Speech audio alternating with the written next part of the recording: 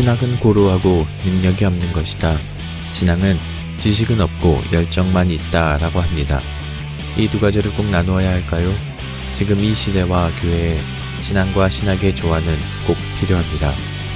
신신의 그 조화의 80번째 시간, 해방과 북한 기독교 이야기 1부 지금 시작하겠습니다.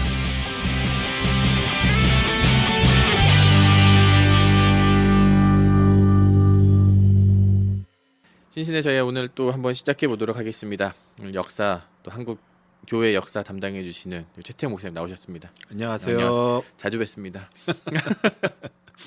많이 역사 쪽. 그 한번 잠깐 여쭤보고 싶은 거는 예. 왜 이런 연구 이런 거 왜 하세요? 이게 사전에 얘기된 게 아니잖아. 아니 그냥 갑자기 왜냐면 네. 이게 뭐라 그럴까? 사람들이 좋아하는 게 뭐랄까? 민낯을 조금 얘기하는 거잖아요. 원래 관심이 많으셨었어요?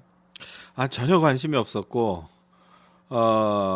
그런데 이제 역사를 공부하다가 그게 기독교사가 아니라 일반 역사를 예. 공부하다가 보니까 자연적으로 이제 기독교 역사에 대해서 객관적으로 볼 수 있는 그런 눈이 열렸고요. 네. 그러면 그런 거잖아요. 역사, 그러니까 그런 거 같아요. 왜 예전에 저희 팟캐스트 한번 해주셨을 때 교동에 계셨을 때 그 말씀을 좀 듣고, 그러니까 일반 역사 속에서 이것을 왜 기독교적 시각으로 봐야 되지? 라는 질문이 좀 있을 수 그럼. 있거든요. 네, 왜냐면 그렇지. 교회는 그런 얘기 많이 하잖아요. 은혜로 보면 되지. 그러니까 하나님의 은혜로 보면 되지. 뭘 이렇게까지 세세하게 보면은 하나님의 뭐 은혜가 사라지지 않느냐라는 이야기가 그런 이야기가 좀 많을 것 같아요. 그러니까 해방 이후 한국 역사, 북한도 그렇고 남한도 그렇고 네. 한국 역사 속에서 기독교가 차지하는 비중이 상당히 커요. 네. 그래서 영향력도 막대했고, 그런데 이 부분에 대해서 참 이상하게도 일반 역사가들은 그 부분에 대해서 이렇게 언급을 별로 안 해요. 네네네.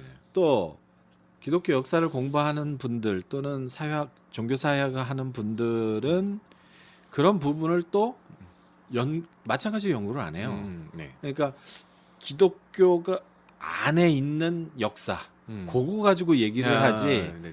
그러니까 일반 사회, 일반 역사, 일반 정치와 기독교의 활동이 상호 어떻게 연관되고 연동하였는지 그거에 대해서는 서로 연구를 별로 안 하더라고요. 근데 그게 굉장히 중요하거든. 좀 되게 안타까운 게 교회에서 역사 얘기하면은 대부분 그거예요. 로마 이야기를 하건 아니면은 중세 시대 이야기를 하건.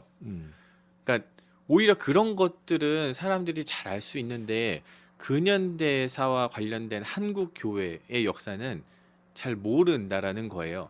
그래서 이제 팟캐스트를 하는 이유 중에 하나는 교회가 교회되고 그리고 뭔가 좀 지금 굉장히 많은 욕을 먹고 있는데 이런 것들을 통해서 교회가 정화될 수 있는가라는 질문을 누군가가 한다면 어떻게 답을 해주실 수 있나요? 이거 하면은 이거 만약에 알면은 교회 생활이나 교회가 좀 더 좋아질까라는 질문을 한다면요. 그러니까 지금 이제 해방된 지 광복된 지 지금 몇 년 됐죠?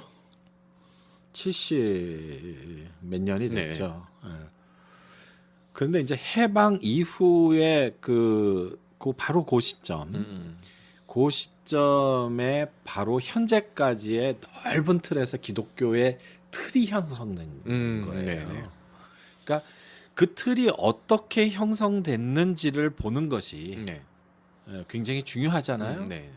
그러니까 그 틀 안에서 지금 우리가 잘하기도 하고 못하기도 하고 하다 보니 현재 이렇게 이르는 거거든요. 네.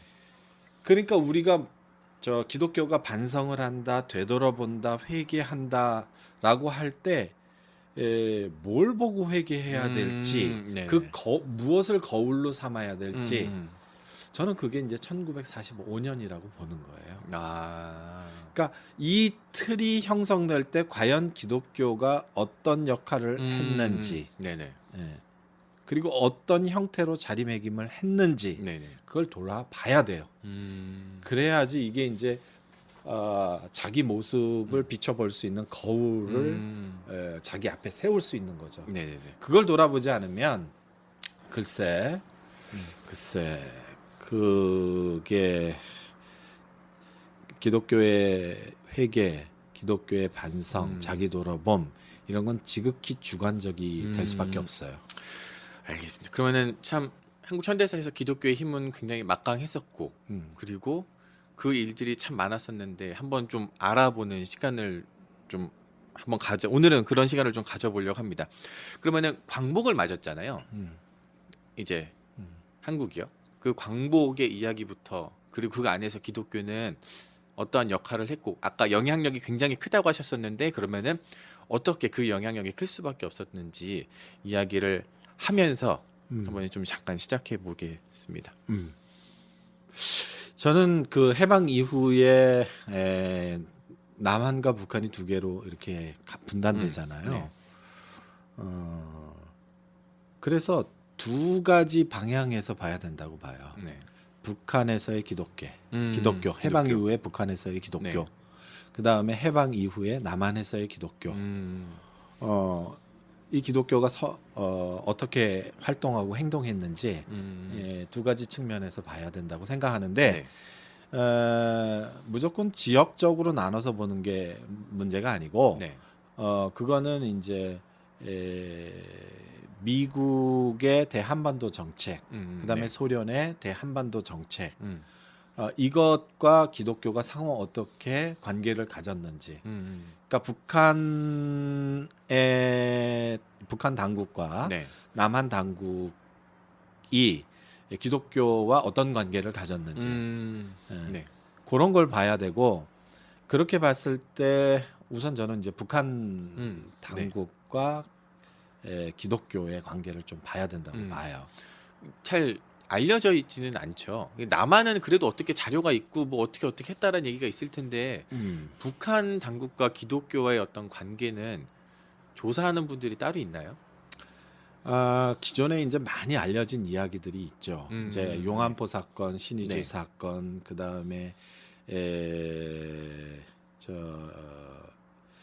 3.1절, 1946년 네.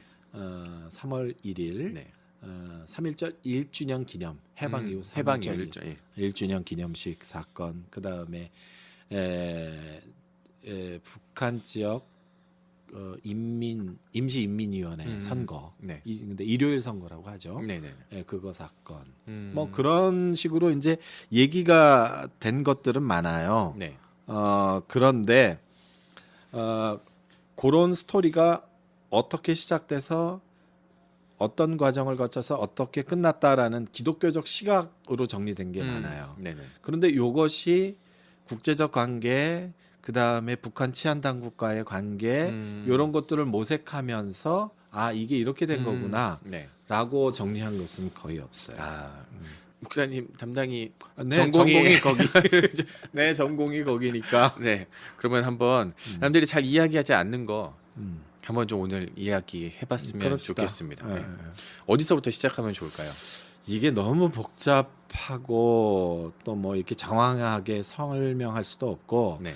그래서 가장 상징적인 사건, 네. 북한 당국과 기독교와의 관계를 설명해 줄 수 있는 가장 상징적인 사건 하나를 예를 들어서 보면 될 것 같아요. 알겠습니다. 그럼 배경 지식으로 잠깐 알아야 될 게 있나요? 예를 들어서 왜 북한에 기독교가 그렇게 많이 있었나요? 라든지 아니면 남한 북한 인사들과 남한의 기독교 인사와 북한의 기독교 인사가 뭐 이렇게 서로 왕래를 했다라든지 어떤 배경 지식이 그러니까 북한 교회의 특징이 있어요. 그러니까 저희가 이제 지금 4년째 북한 교회 자료를 정리하고 쓰고 있는데 한 1700쪽 A4 용지 1700 정도 쓰고 나니까 북한 교회가 보여요. 네. 첫째 북한 교회는 그러니까 처음에 1880년대부터 생성될 때부터 네. 상당히 그 뭐라 그럴까 소외된 지역이에요. 북한이라는 지역이. 그러니까 조선시대 때 많이 소외된 지역이거든요. 아, 네. 근데 이 소외된 사람들이 대안의 세계를 찾으려고 할 때 네. 대안의 세계를 찾으려고 할 때 딱 들어온 것이 기독교예요. 네. 그러니까 능력은 많고 네. 머리는 좋고 양심도 있고 그런데 이 사회 이 체제 봉건제 체제 속에서는 자기의 뜻을 펼칠 수도 없고 좋은 관계를 형성할 수도 없어요. 네네네. 그러니까 대안의 체계를 고민하고 있었던 사람들이 있는데 이게 이제 기독교가 들어오니까 저거구나. 뭐 평등을 이야기하고 하나님 평등을 그렇죠. 그러다 보니까 이제 장사하시는 분, 그다음에 지식인들 이런 사람들, 그다음에 소외당한 사람들 이런 사람들이 교회로 확 몰려 들어왔죠. 그러면서 사실은 이제 우리나라 기독교가 특히 이제 장로교 같은 경우는 북한을 중심으로 이렇게 형성이 됐기 때문에 네네네. 이 사람들의 교회에 대한 애착은 상당히 강해요. 그것이 이제 해방 전국까지 이어지는 거예요. 그러면은 혹시 이 조선 땅의 기독교의 시작은 북쪽에서부터 내려왔다라고 보면 거의 그렇게 보는 게 맞아요. 물론 이제 언더우드를 통해서 네. 또는 저 누구예요? 감리교 아펜젤러를 통해서 또 알렌을 통해서 뭐 맥클레이를 통해서 이렇게 들어왔지만 네. 대중적으로는 벌써 저기 존 로스 네. 맥켄타이어 뭐 네. 이렇게 해가지고 조사들을 통해서 이제 백홍준이라든지 뭐 서상윤이라든지 뭐 이런 사람들을 통해서 의주나 황해도 쪽으로 이렇게 내려오죠. 그런데 그게 중요한 것이 아니고 대중적으로 1890년대에 벌써 북한에서는 굉장히 큰 교회들이 이렇게 형성이 돼요. 네. 그리고 남한에서는 소수가 활동할 때 북한에서는 굉장히 다수의 사람들이 기독교인이 되죠. 뭐 어떤 책도 봤는데 이제 뭐 감리교 출신이시잖아요. 감리교에서 어떤 사람들을 뭐 부흥 지역으로 뭐 원산, 평안도 이쪽으로 뭐 부흥 집회를 이렇게 막 보내고 이런 일들도 당시 있었다 그러더라고요. 그러니까 그것만 봐도 참 많은 기독교인들이 그 지역에 있었다라는 거를 좀 볼 수 있을 것 같아요. 그러면 이제 그러한 배경 속에서 그러면은 이제 해방을 맞게 되면서 여러 가지 전국이 이제 막 굉장히 혼란스러운 시기였었잖아요. 그때는. 그렇죠. 그러니까 이 해방 이후를 어떻게 볼 것인가? 네. 해방 이후는 기독교와 정치, 사회 이게 굉장히 밀접하게 연결이 돼요. 뗄 수 없는 거죠. 뗄 수 없는 관계가 돼요. 그런데 이제 이런 말 속에서 우리가 해방 이후의 전국을 파악했으면 좋겠는데 그 트루만 대통령이 1947년 2월 그 미국 상하원 합동 연설에서 세계 거의 모든 나라들은 두 가지의 삶의 방식 중에 하나를 선택해야 될 것이다. 다른 길은 없다. 이거예요. 그 두 가지 삶의 방식이라는 건 다른 게 아니에요. 공산주의를 택할 것이냐, 자본주의를 택할 것이냐. 요겁니다. 그래서 공산주의를 택한다면 소련으로 가는 거고 소련의 연방 국가가 되는 거고 자본주의를 택하면 미국의 진영에 편입되는 거예요. 그러니까 이걸 선택하라는 거예요. 대단한 그 뭐라 그럴까 그런 선언 같은 거네요.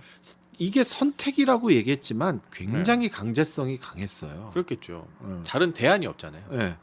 그런데 이것을 통해서 이제 폴란드가 공산주의 진영으로 들어가고 독일이 두 개로 쪼개져서 서독은 자본주의 진영, 동독은 공산주의 진영으로 돌아가. 이게 이제 이렇게 되는 거예요. 그리스 같은 경우에는 내전을 통해서 공산주의자들이 빠지면서 자본주의 진영으로 들어오게 되는 거고요. 그래서 그게 이제 미국의 봉쇄 정책이라고 하는데 이렇게 쭉 둘러싸는 거예요. 서독을 통해서 이쪽 이탈리아, 그리스, 이란, 그 다음에 인도 뛰고 히말라야 산맥이 있으니까 건너뛰고 파키스탄 뭐 이쪽으로 쭉 오다가 그 다음에 이쪽 동쪽 끝에서는 바로 대한민국. 지정학적으로도 좀 예. 중요했었던 이게 거네요. 이게 봉쇄 정책이에요. 쭉 둘러싸고 소련을 완전히 이렇게 고립시키는 거죠. 네네. 그러니까 위성 국가들, 위성 국가들만 남겨놓고 그 한 곳에 이제 한국이 들어간 거예요. 그러니까 한국 같은 경우에는 미국의 입장에서는 태평양을 네. 보호할 수 있는 하나의 전진 기지. 일본 열도가 그 자기들의 그 어떤 전선이었다면 네. 방어선이었다면 이거는 전진 기지 또는 전진 기지 역할을 하는 뭐 거죠. 전략적 요충지 요충지. 이렇게 할 수 있겠네요. 그다음에 소련의 입장에서는 북한 쪽을 딛고 동북아시아 또는 동남아시아로 팽창할 수 있는 그런 곳이 되기도 하고 그곳이 이제 딱 한반도에서 충돌을 하는 거예요. 그러니까 이런 냉전이라는 그 미소 간의 정책, 그러니까 팽창과 봉쇄. 네. 미국은 봉쇄, 소련은 팽창이라는 그 정책. 요거에 우리 한반도가 딱 걸린 거예요. 그 지진대라 그러나요? 이렇게 딱 그 선 위에 있는 선 위에 있는 그 거죠. 일본이 지금 그런 건데 예. 약간 냉전 시대는 한반도 땅이 딱 그런 그 선이에요. 선이었나 봐요. 그렇기 때문에 미국의 입장에서는 일본 열도를 중심으로 해서 방어선을 구축하되 네. 한국이 공산화될 경우에는 삼면으로부터 공격을 받는다라는 거예요. 네. 저쪽 블라디보스토크 그다음에 중간에선 한반도 이쪽에서는 저 남쪽에서는 그 중국 네. 이렇게 버리면 일본 열도는 박살이 날 수 있다. 이거예요. 이게 NSC-8이에요. 이것이 NSC-8이라는 것은 미국의 그 미 국무부의 대외 정책, 특히 한반도 정책을 얘기하는 건데 그것이 공식 기록이에요. 1948년 4월 2일. 그러면 약간 시간을 좀 넘겨서요. 왜 저희는 미군정이라고 부르잖아요. 그러면은 미국은 한반도 땅을 완전히 너희들끼리 알아서 해 독립을 줄게를 처음부터 의도하지 않았었던 거죠. 그거 미 국무부 입장에서는 소련과 이제 동맹적인 관계를 갖고 있었기 때문에 미소 공의를 통해서 이제 신탁 통치, 과도 정부를 수립하고 네. 이걸 기반으로 해서 독립 정부, 그러니까 한국의 독립 정부로 간다라는 그 네. 생각을 갖고 있었어요. 네. 그런데 그것이 이제 45년도 해방 이후에는 그런 생각을 갖고 있었단 말이에요. 신탁 네. 통치도 그런 의도였어요. 네. 그런데 사실은 그 1945년 2월 얄타 회담부터 이게 깨져버려요. 폴란드 문제를 놓고 깨지는데 폴란드의 정부 형태, 삶의 형식을 무엇으로 정할 것이냐 이 얘기예요. 그러니까 소련 같은 경우에는 공산주의가 돼야 된다. 네, 그렇겠죠. 이고 미국 같은 경우에는 자본주의가 돼야 된다. 최소한 자유선거를 해야 된다. 이 얘기예요. 근데 미국이 이걸 주장할 수 있는 근거는 없어요. 전쟁에서 워낙 많은 피를 흘리게 했어요. 소련으로 하여금. 그렇기 때문에 그건 뭐 좀 복잡한 문제고. 하여튼 그러기 때문에 이제 그 한반도 그 얄타 회담부터 이제 그 자기 국가와 인접한 지역 또는 미국의 입장에서는 세계 전략상 중요한 지역. 그렇겠네요. 그 지역의 국가들은 서로 자기 편이 되기를 원했죠. 그러니까 미국과 소련은 절대로 한반도 땅을 포기할 수는 없었던 땅. 그렇겠죠. 네. 중국도 마찬가지죠. 네. 근데 지금도 똑같아요. 그렇겠죠. 네. 지금도 뭐 이 그 나라 구도예요. 중에 중앙에는 한반도가 있으니까요. 그 구도가 벗어나지 않아요. 사람들도 좀 비슷한 것 같아요. 그죠? 그 안에서 뭐라 그럴까 아직도 어떤 독립을 외치는 사람들도 있는 반면에 그렇게 독립하면 안 된다, 통일하면 안 된다라고 하는 사람이 여전히 있는 거 봐서는 역사는 좀 비슷한 일이 계속 반복되는 것 같아요. 그러니까 그 판에 지금 계속 오는 거기 때문에 달라지진 않아요. 알겠습니다. 배경 설명을 잠깐 하다가 여기까지 음. 왔는데 잠깐 이제 이따가 나올 단어긴 한데 잠깐 한번 언급하셔서 신탁 통치라고 하셨는데 잠깐 거기에 설명을 해주실 수 있나요? 신탁 통치는 뭐예요? 모스크 삼상 회의 때 네. 한반도를 5년간인가 4년 5년간이죠. 5년간 과도정부 형태로 통치한다.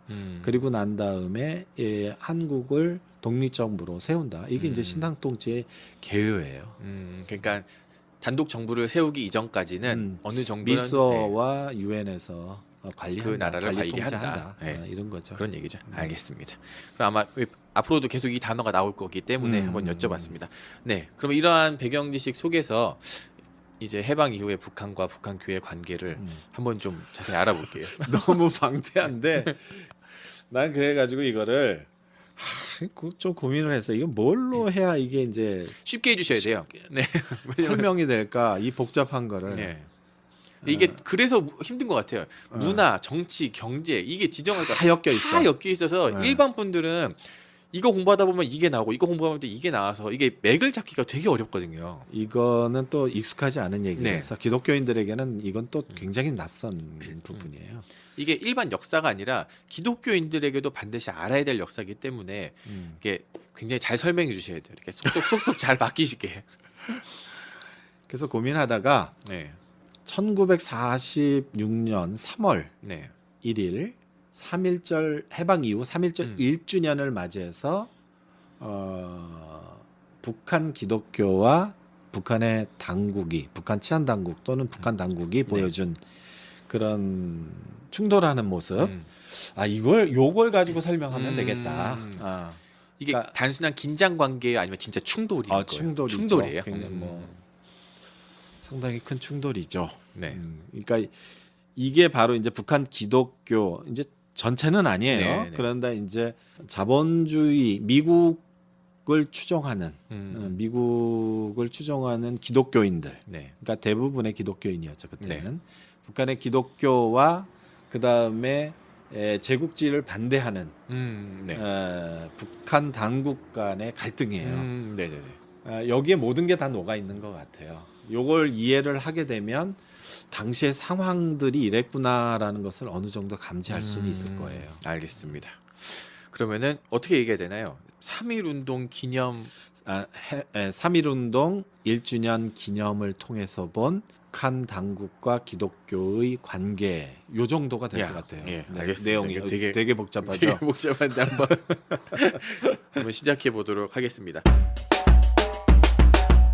그러면 해방 이후에 교회가 3.1 운동 기념으로 예배를 드리려고 했었나 봐요. 아 맞아요. 네. 이게 딱 1946년 2월 28일 날 네. 북한의 가장 큰 교회이고 모교회인 장대영 교회에서 네. 이제 평양과 평안남도를 중심으로 이제 목회자와 장로님들이 모여서 네. 1주년 해방 이후 1주년 3.1절 기념식을 갖자 별도로. 네. 그런데 이제 저쪽 북한 당국은 네. 김일성을 중심으로 한 북한 당국 같은 경우에는 이 뜻깊은 날에 왜 기독교만 따로 하냐, 네네. 같이 하자 이렇게 네. 된 거죠. 충분히 그럴 수 있네요. 그러니까 이게 서로 다른 의견이 충돌하는 과정이에요. 처음엔요. 네. 그런데 그냥 갈등하고 별일 없이 끝날 수도 있는 문제예요. 이거는 네. 니들 그래? 아 그래 그렇게만 해. 아니면 그냥 같이 하든가. 같이 하든가 뭐 이럴 수도 있는 문제였어요. 그런데 이제 이게 서로 속 생각이 다르면 네. 이게 이제 문제가 되는 거예요. 그 말은 교회에서 그분들이 그렇게 기념 예배를 하려고 하는 그 의도는 있었고 서로 다른 의도가 의도가 있었던 거. 그리고 혹시 그 북쪽에서 북한 당국도 의도가 같이 있었죠. 하려고 하는 의도가 있었던 있었죠. 거. 왜 그러냐면 북한 당국의 입장에서는 지지 기반이 약했기 때문에 기독교 쪽 민족 대표 또는 독립운동을 했던 사람들이 같이 참여하면 정치적인 입지점을 높일 수 있잖아요. 좋은 명분도 되고 명분도 그리고 되고 그래서 뭐 거기에 참여했던 거기에 참여한 기독교인이 상당수가 많아요. 네. 거기 그 3.1 운동에 저기 북한 당국이 하는 3.1 운동에 참여한 사람들이 있어요. 여기 말한 또 장대현 교회가 저희가 알고 있는 그 엄청난 평양 대부 운동. 네, 그 장대현 교회 예, 맞잖아요. 맞아요. 또. 예. 그런데 이제 그 평양 대부 운동을 이렇게 장대현 교회에서는 아니다. 아 그래요? 우리는 따로 해야 된다. 해가지고 해가지고 이제 따로 진행하게 되죠. 아 결국 따로 진행해요. 따로 진행해요. 그 북한 당국은 그걸 그냥 용인해줬고요. 용인하진 않았죠. 아, 쟤네들 북한 그 쪽에 보안국이라는 곳이 있는데 네. 보안국이 이제 쟤네들이 왜 따로 하느냐 이걸 이제 사찰을 해서 파악을 했죠. 좀 이상하다. 왜 저렇게 혼자 따로 하는 하나? 의도가 있다. 네. 이거를 파악을 한 거예요. 그래서 이제 탄압을 했죠. 거기서 그러면은 하기 전에 탄압을 한 거예요. 하고 나서 뭔가 쟤네가 저렇게 했구나를 알게 되고 탄압을 한 거예요. 좀 얘기가 멀리서 풀려야 되는데 네. 그 김구 선생이 주도하는 상해 임시정부 요인들이 이제 한국으로 돌아오잖아요. 네. 그런데 그쪽에 신익희 선생 그 밑에 이제 신익희 선생이 있었는데 네. 그 신익희 선생 쪽에 정치 공작대라는 것이 있었어요. 네. 그래서 이제 정치 공작대를 이제 조중서라는 사람이 있거든요. 네. 정치 공작대 핵심 인사 중에 조중서라는 사람이 있는데 이 조중서라는 사람을 통해서 북한의 이제 정치 공작대를 북파해요. 그러니까 북파 목적은 다른 것이 아니라 신탁 통치 반대를 북한 사회에서 추동하자 이거였어요.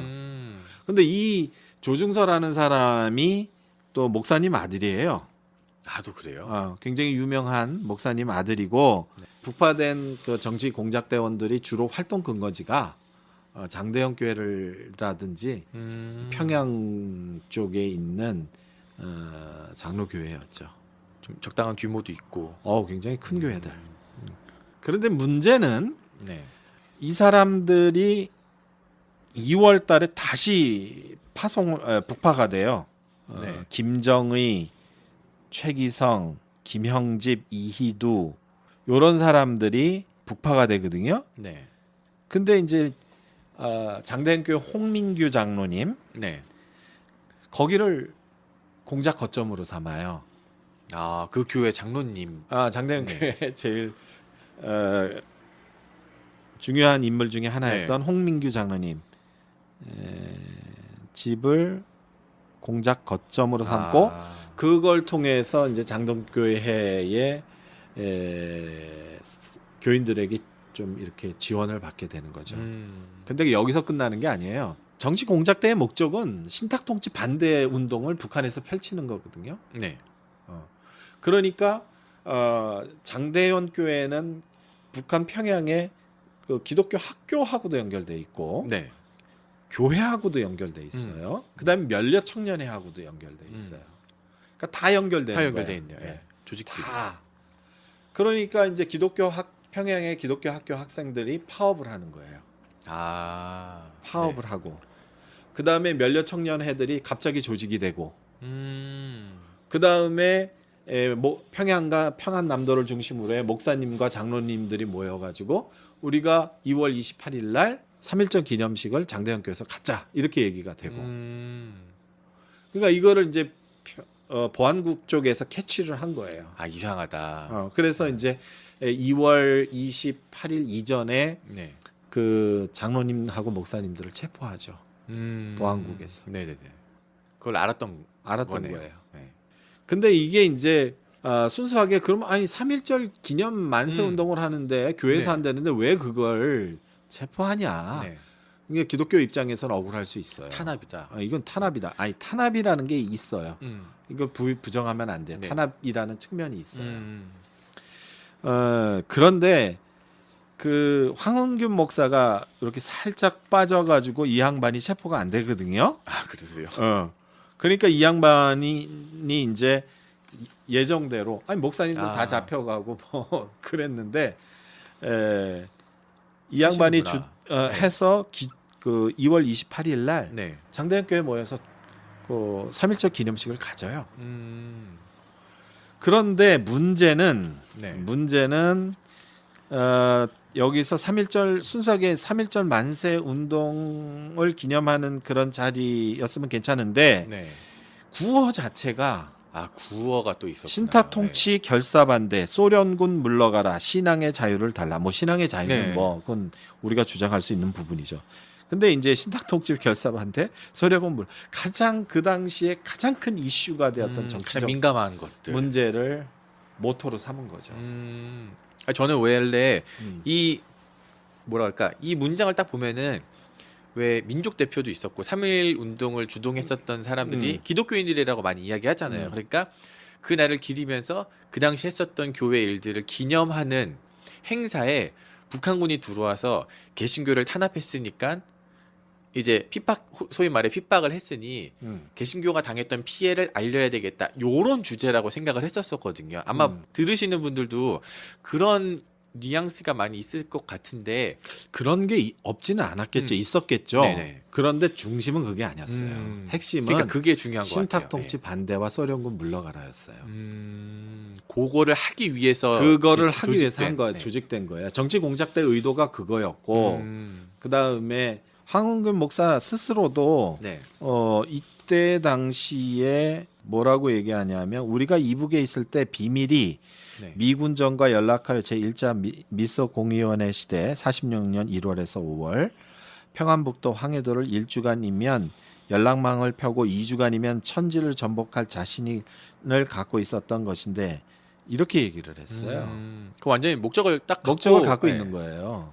그러니까 이런 부분, 그러니까 북한의 상당수의 그 목사님들과 장로님들이 그 미군정, 남한의 유력 정치인의 네. 입장을 그대로 받아들여서 북한 당국과 적대적 관계를 형성한 거죠. 그것이 이제 한번 부딪힌 게 전면적으로 부딪힌 게 이제 3.1절 기념식이죠. 해방 이후 딱 1년 되던 날이 그거죠. 그쯤 됐었을 네, 네. 때네요.